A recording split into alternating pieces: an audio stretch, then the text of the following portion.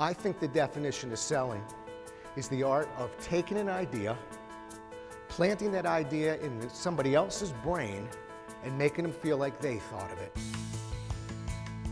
Taking an idea, planting it in somebody else's brain, and making them feel like they thought of it. I'm going to show you exactly how people make decisions. Well, I'm looking at 250 people, and I'm guessing there's probably 245 different styles in here. Can anybody sell? The funny thing about having a process is when you have a process, you have a way of measuring what you're doing. And when you can measure it, you can fix it.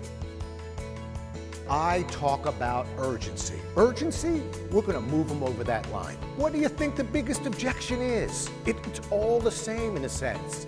Ready? Fear of change. I don't want to look at my client and go, kind of looks like they're ready for change.